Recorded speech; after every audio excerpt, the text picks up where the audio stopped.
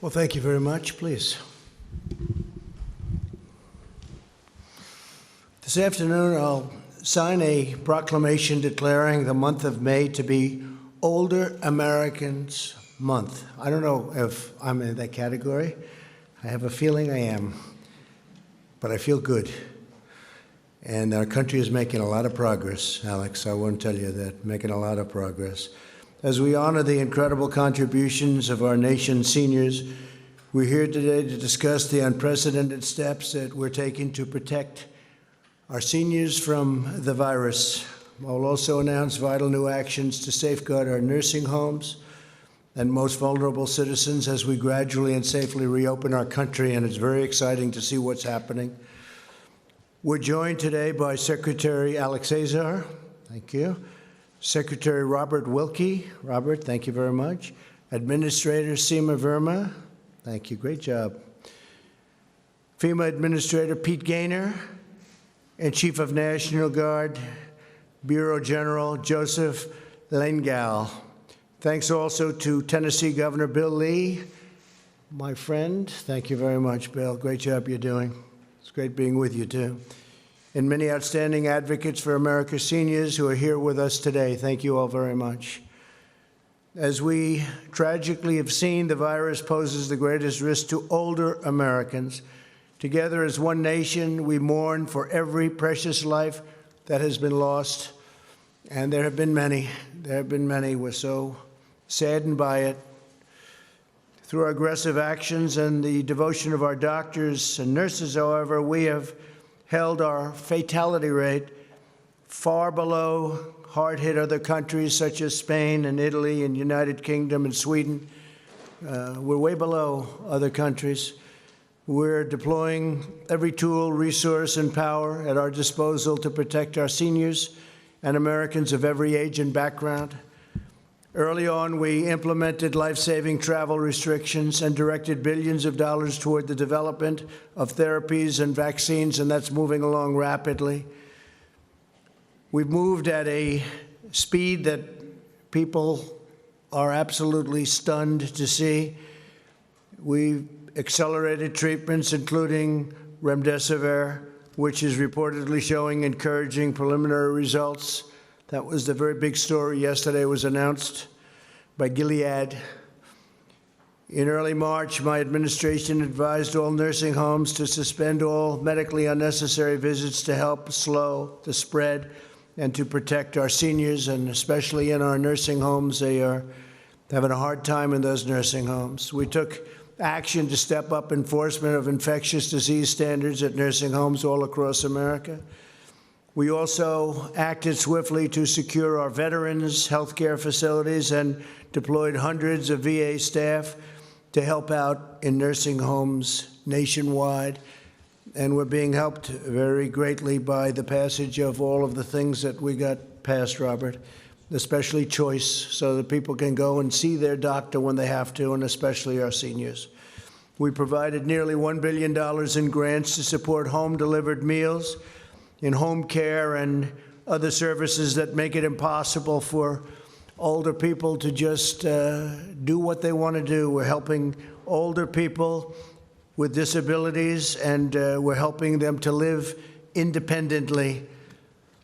We dramatically expanded access to telehealth, a very big deal.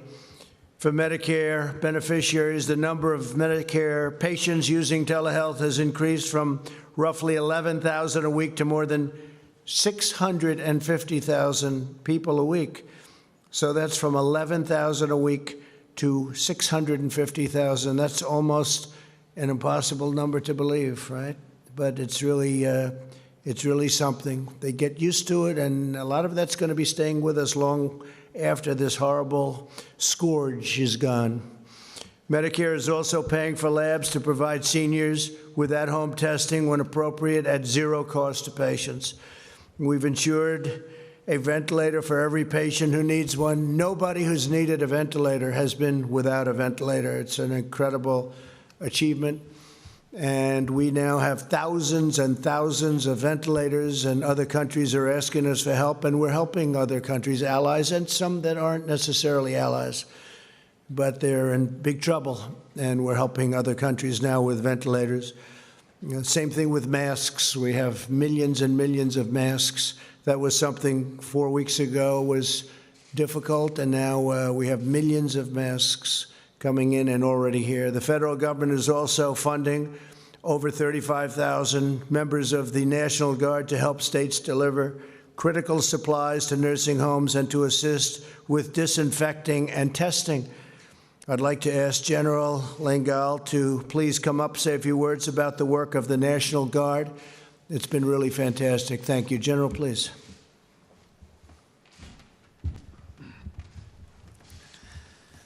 Thank you, Mr. President, and good afternoon, everyone. I'm very proud of the National Guard and all they are doing to help keep our nation safe here at home and abroad. Today, over 83,000 men and women of the National Guard are engaged at home and abroad, and 45,000 of those are engaged directly in the COVID-19 response. From running hundreds of testing sites around the country to screening passengers at airports to helping manufacture PPE to a myriad of other tasks, the National Guard is there. We know this virus doesn't treat everyone equally, and our senior citizens are at increased risk.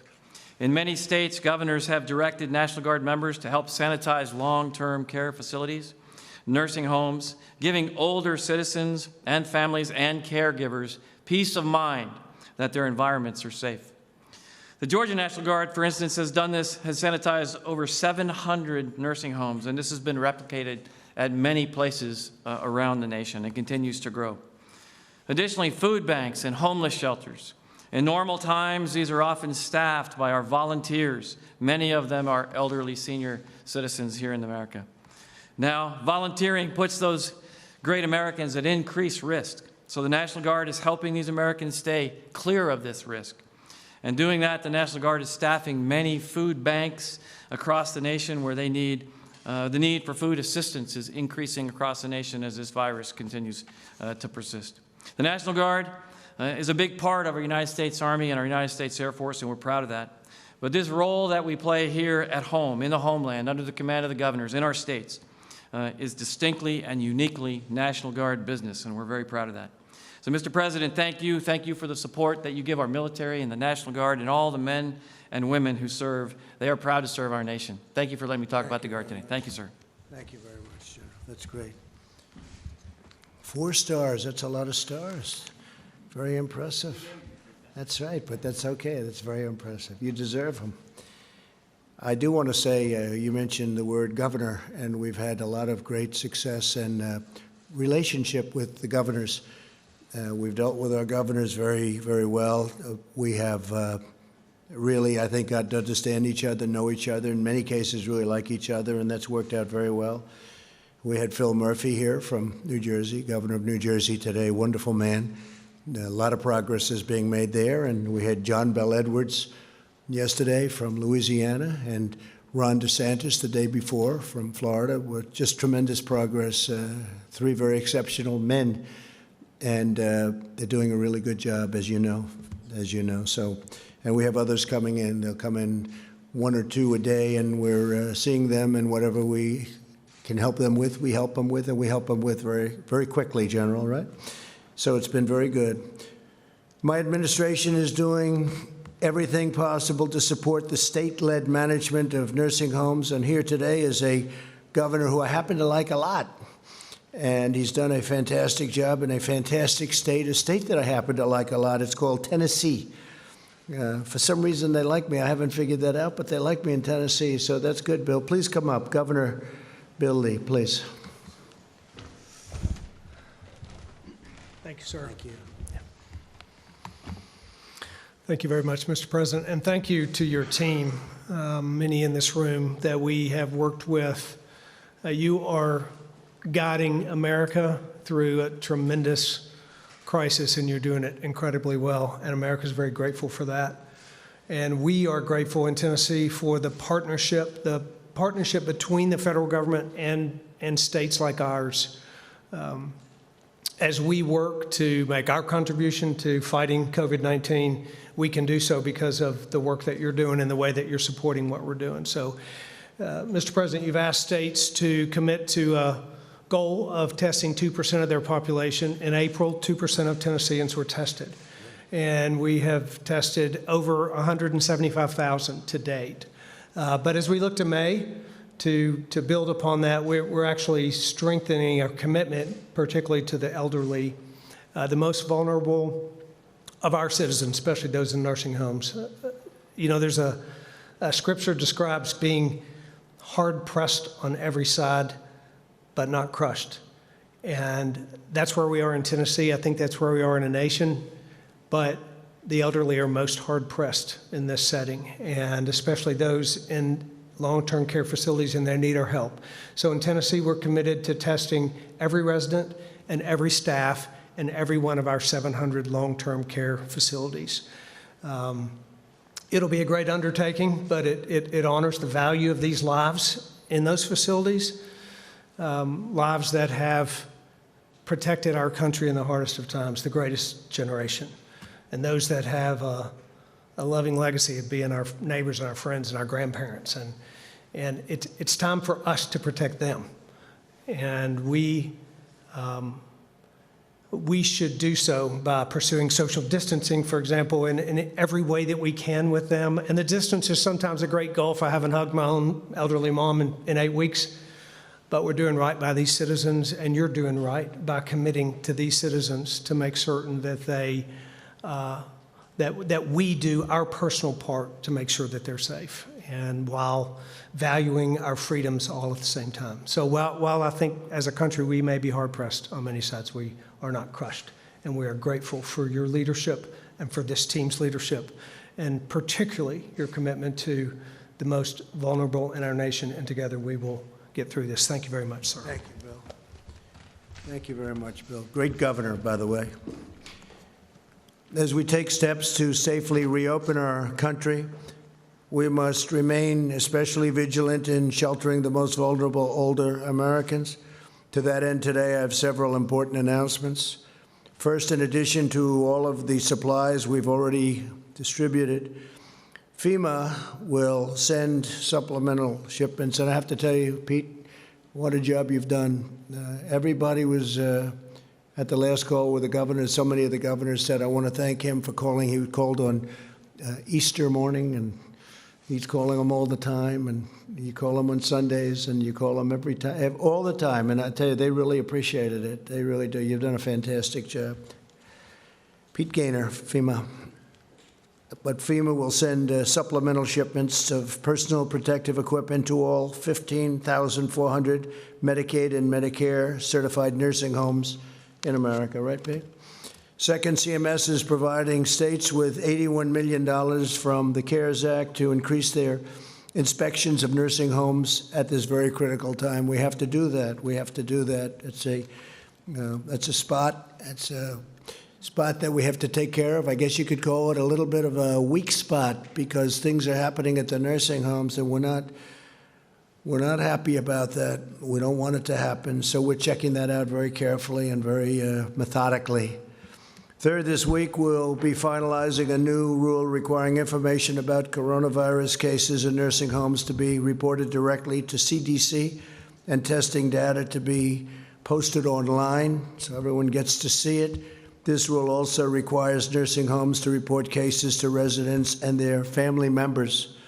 And finally, to ensure that our nursing homes are prepared for any future outbreaks, we're announcing the Coronavirus Commission for Safety and Quality in Nursing Homes. This commission will be composed of leading industry experts, doctors and scientists, resident and patient advocates, family members, infection and prevention control specialists, and state and local authorities. It's a big deal. The commission will convene in May and issue recommendations for further steps we can take to protect our nation's seniors. My administration will never waver in its relentless commitment to America's seniors. We owe them a sacred and unbreakable obligation, and we will fulfill that obligation with every resource and power that we have. We are working very hard with our seniors, and we're working very hard with our nursing homes, and great progress is being made and will be made, that I can promise you. That's also why we are strongly protecting Medicare and Social Security. We will protect your Social Security. We will protect your Medicare. We will protect you as American citizens. And that goes even beyond seniors. We're protecting this country. Our cherished seniors enrich every aspect of our national life. These great citizens have dedicated their entire lives to our families and our communities and our countries. Our country could not be anything near where it is without our incredible seniors. We'll show them the same love and loyalty they've shown us, and they've shown our nation every day of their lives. No effort will be spared to give America's seniors the care and support and devotion and love they have earned and that they deserve. In a few moments, I'll sign a proclamation designing a very special, we've designed a very special plan, and it's going to designate Older American Month. So this is Older Americans Month.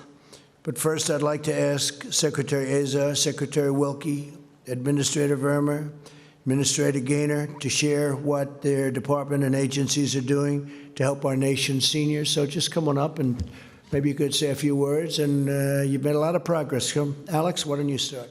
Thank you. Well, thank you, Mr. President, for your leadership during this pandemic and for the work you've done throughout your administration to protect older Americans. I'd also like to thank the older Americans and advocates we have here today, including those working hard at the state and local level. As the President described during this pandemic, we have taken every possible effort to keep older Americans healthy and safe. In addition to our public health and healthcare efforts, President Trump has secured historic investments in programs that support older Americans and help them live independently. Over the past month, HHS has dispersed more than $1 billion in grants to aging and disability networks, which are state and local agencies like a Council on Aging that provide services for seniors living in the community.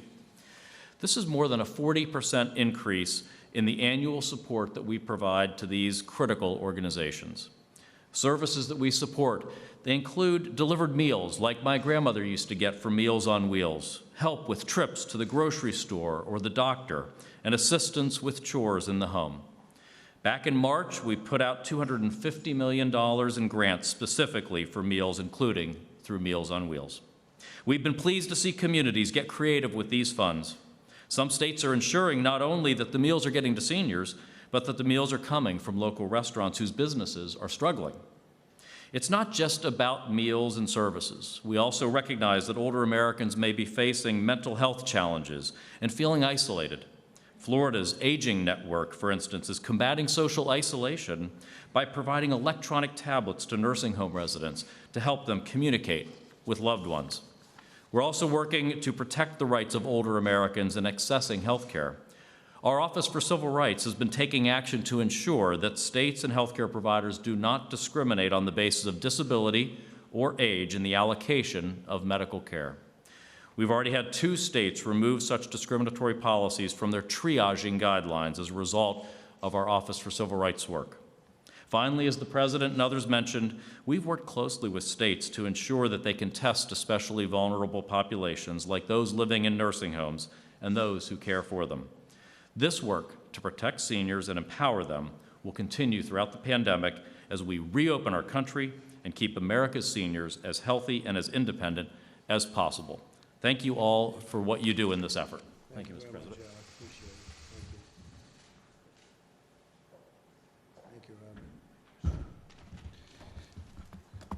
Mr. President, thank you, and thank you for everything you have done to transform the Department of Veterans Affairs on behalf of the nation's 9.5 million veterans. 75 years ago, the men of the 28th Marine Regiment raised the American flag on Mount Suribachi. No event better evoked the sacrifices and the triumphs of the 15 million Americans who put on the uniform during World War II. A few years after Iwo Jima, the soldiers of the United States 8th Army defended the Pusan perimeter, and Marines fought through and out of the Chosin Reservoir. Veterans of those terrible times are still with us today. Early on in this crisis, President Trump gave me very explicit orders to do everything possible to protect the lives of those precious Americans. The Department of Veterans Affairs has 134 nursing homes, but more than half of the residents in those nursing homes fought in wars with battles with names like Guadalcanal and the Bulge and Inchon. Of the 78,000 residents in our nursing homes, we have tested all of them for the coronavirus. We have tested all of our staff in those nursing homes. Our infection rate is low. Many of our homes have few, if any, positive cases. But still, as the President noted, we had to make a very tough decision early on. After all of these veterans had gone through so much on the battlefield, we had to tell them at this stage in their lives that we were depriving them of the sustenance of their families and friends because we had to protect their lives. Because of the President's directions to me, we have been able to contain the virus in our nursing homes. And now we are taking those lessons that we've learned from VA across the country to protect patients across America. We are the federal experts in gerontology. We are helping 38 states and territories handle the surge of patients dealing with this virus with our partners, our great partners at FEMA, and even by direct action through the governors. Aiding America's elderly is central to all of our efforts. We deployed VA staff, as the President noted, to veterans' nursing homes owned and operated by the individual states. Early on, Governors Charlie Baker and Phil Murphy moved to protect their veterans, and they asked us for help. In addition to Massachusetts and New Jersey, we were helping in Alabama, Florida, and Tennessee. In California and Mississippi, New Mexico, Oklahoma, Rhode Island, and Texas, we have taken in non-veteran nursing home patients and state veterans nursing home patients into our VA facilities. We are helping elderly Americans wherever we find them.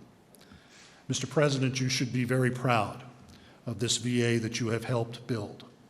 Thousands of VA employees have leapt into harm's way. VA leaders like Joan McInerney and Martina Parada in your hometown, Ryan Little in Boston, Rima Nelson in Detroit, Vicki Braun in Illinois and Wisconsin, Fernando Rivera and Sky McDougal in New Orleans, and Miguel Lapuz in Florida.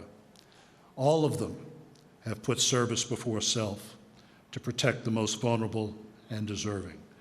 These are the folks who made America strong and free. Thank you very much, sir. Thank you, sir.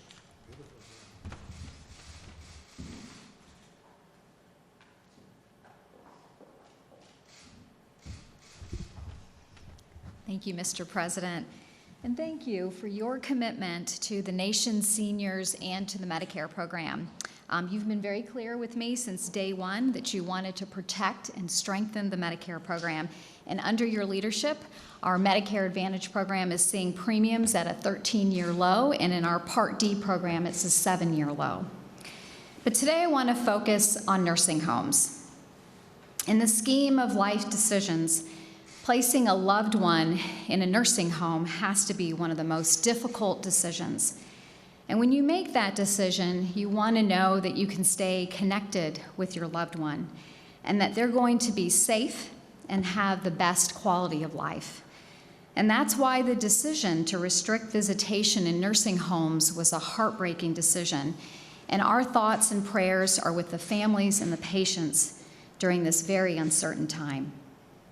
But the tragic reality is that the coronavirus seemed almost tailor-made to put major pressure on nursing homes, and countries across the world have struggled with their nursing home populations. But the President's early action around nursing homes has saved countless lives. And even before the coronavirus, we have been working on a strategy to improve quality in nursing homes. The strategy focused on quality, oversight, enforcement, and transparency for patients and their families so they understand exactly what's going on in nursing homes, about the conditions there, and reducing regulatory burdens so that nursing home providers can focus on providing care to their patients instead of paperwork. We've overhauled the entire survey system and implemented a common tool across the entire nation to ensure that our inspectors were being consistent, objective, and that's actually resulted in an increase in the number of fines. And we've updated our websites so that patients and their families have the latest information on the quality in a nursing home and making it very clear when nursing homes have had significant cases of abuse and neglect. And those improvements that we've made it possible when the coronavirus hit for us to take very rapid action on several fronts. We launched an unprecedented transparency effort, and that requires nursing homes to inform patients and families when there's an outbreak in the nursing home, and to also report that information directly to the CDC. And that's going to be important to our efforts around surveillance going forward as we reopen the country. And also, we increased reimbursement for labs so that they could do more testing in the nursing home. And that's going to be very critical, as I said before, to our monitoring and surveillance efforts. Also, starting in February, we issued a series of 9 guidance documents specific to coronavirus and controlling infections in nursing homes. And just for some perspective, normally these types of guidance documents can take months, sometimes years. But the CMS team worked days and nights and weekends to make sure we got this information in the hands of our nursing homes to do everything that we could to protect our vulnerable seniors. And we also host weekly calls with the nursing homes to help them implement our guidance. But federal action is just one part of the piece. States ultimately license nursing homes, and that's why we've been working with states to investigate outbreaks that have been going on and inspect nursing homes. And our guidance has called upon state and local leaders to support nursing homes in their efforts to control the coronavirus outbreaks. And I commend Governor Lee and governors across the nation that have implemented our guidance, whether it's cleaning their facilities, testing, and creating new COVID facilities. And that helps isolate patients that are sick and keeps other patients safe. And this work has been critical to keeping nursing home residents safe. And I'm pleased to announce that we are putting out new state grants to support state and local efforts to nursing homes. The President has been an advocate of this. He has asked for increased funding to inspect nursing homes every year in his budget, but this is the first time that Congress has provided this funding. And the money couldn't come at a more critical time when it'll be important to work with our state partners to ensure safety in our nursing homes. But the President has directed us to do more, and so as part of our Opening Up America efforts, we are going to oversee the Coronavirus Commission for Safety and Quality in Nursing Homes. And the commission will comprehensively assess the response. It will identify best practices and also provide recommendations for how we go forward to protect our nursing home residents and make sure we are providing the best quality of life. And in closing, I want to speak directly to our nursing home residents, their caretakers, and their families. Your pain is our pain, and we are doing everything we can to support you. And to the healthcare workers on the front lines providing care and comfort to our nursing home residents, we thank you. And thank you, Mr. President, for your consistent leadership and unwavering support for our elderly citizens. Thank you. Do you want to tell them that we're going to have some big news very soon on insulin? That's right. These are a big deal. We're doing everything we can to lower the price of insulin for our seniors, and we'll have some great announcements coming up very soon to lower the price. Some big news. Great news. Good. Thank you.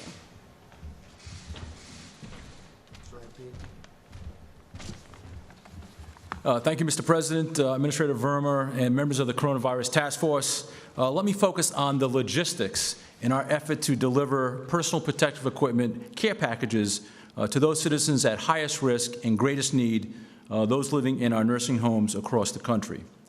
Thanks to the leadership of the President and the tremendous support of the White House Coronavirus Task Force, FEMA will deliver care packages containing 4 items of PPE to more than 15,000 Medicare, Medicaid certified nursing homes nationwide, to include the District of Columbia, the Commonwealth of Puerto Rico, and Guam.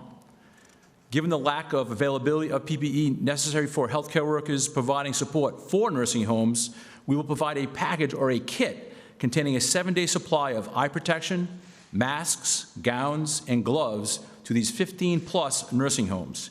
Each kit is individualized for each nursing home based on the level of staffing and the 7 days of our supply calculation. Over the course of the next 60 days, we'll be providing each of the nursing homes with 2 separate shipments of 7 days of supplies, totaling 14 days of supplies by the beginning of July. The first shipment of supplies begins next week. These initial shipments will focus on metropolitan area sites such as New York City, Northern New Jersey, Boston, Chicago, and Washington, D.C. The second shipment of supplies begins in early June. The goal is to have all supplies delivered no later than July 4th. Assisting us in this endeavor is Federal Resources, a small business based out of Stevensville, Maryland, who specializes in chem bio equipment support with focusing on kitting solutions for the Department of Defense.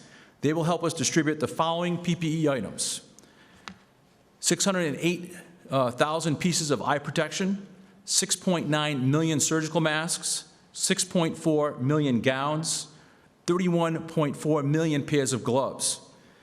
And finally, I would again like to extend my gratitude to the President for his leadership on this project, as well as to thank my fellow members of the White House Coronavirus Task Force and their continued partnership. Together, we have turned a critical demand for PPE for our seniors and frontline healthcare workers into reality. Thank you, sir. Thank you, Pete. Great job. Thank you. Okay, thank you all very much. I think we'll sign.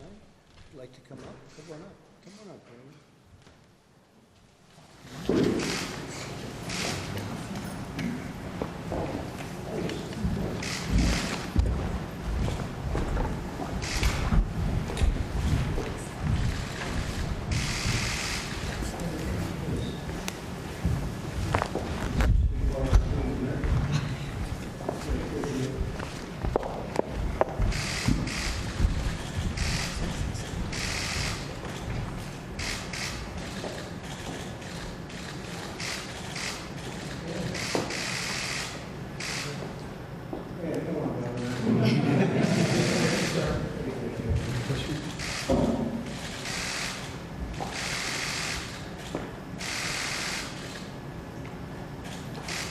Thank you all very much.